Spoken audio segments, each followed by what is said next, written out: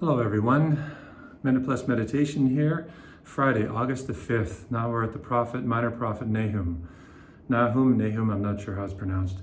Look on the mountains are the feet of those who bring good tidings, who proclaim peace. Celebrate your festivals, O Judah, fulfill your vows, for never again shall the wicked invade you. They are utterly cut off, for the Lord is restoring the majesty of Jacob, as well as the majesty of Israel, though ravagers have ravaged them and ruined their branches. So here, once again, through this prophet, God is trying to encourage his people and build them up, by speaking of the fact that he has not just abandoned them. He's not, gone off on some vacation like, many people have these concepts of, pagan gods, that they were off doing their own thing. But God is always present to his children. He's always there. He's always listening to them, and he's a faithful God.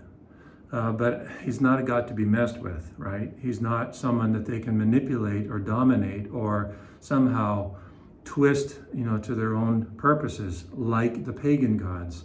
He is unique. He is God. It's not I want to say he's a God amongst gods. He is God, period. And so we have to pray for the grace to actually deal with God as God, someone that we can't manipulate, someone that we can't, twist to our own purposes. So he's saying, on the feet of the mountains of those who bring good tidings. He's referring to the prophets here who proclaim peace, celebrate your festivals. He wants his children, he wants us, in this case the Israelites, the Judahites. He wants them to experience, blessings and glad tidings and goodness and peace and joy and happiness in their lives. O Judah, fulfill your vows. How important that is. So a lot of their happiness and joy in life is contingent on them fulfilling their vows, because this is part of the covenant they have entered into with God. For never again shall the wicked invade you. They are utterly cut off. Well, again, this is contingent as well. It's contingent on them being faithful to God, because we know full well that the kingdom was destroyed, basically, because they wouldn't listen. But all these promises, they still hold. They're still good. They're still quite valid. It's contingent on our fidelity. And this is something we need to remember when we read things like this in the Old Testament. Okay, over to the Gospel, Matthew chapter 16. Jesus says, if anyone wants to become my followers, let them deny themselves and take up their cross and follow me. For those who want to save their life will lose it, and those who lose their life for my sake will find it. For what will it profit them if they gain the whole world but forfeit their lives? So again, there's so much wisdom in this. This is an essential criteria for any disciple of Jesus Christ. If you want to be a follower of mine, we have to deny ourselves and take up our cross and follow him.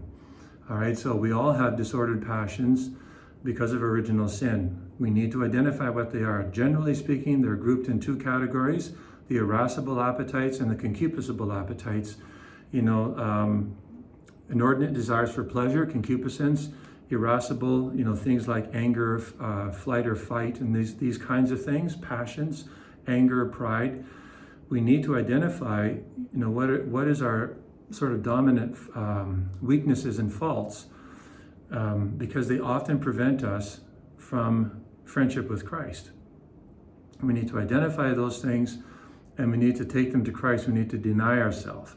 So it could be because of our concupiscible appetites. We love, pleasure. The pleasure doesn't necessarily need to be in the sexual realm. It can be the love of comfort. So we just sit too long watching TV and we don't pray.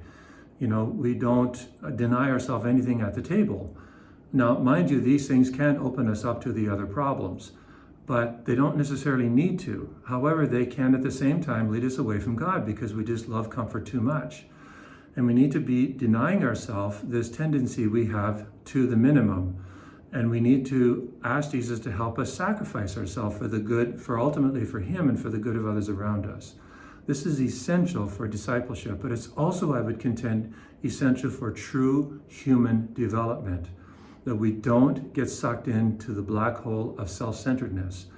but that we are willing to give ourselves to those around us. And this will cost us. If it's not costing you anything, something is not right.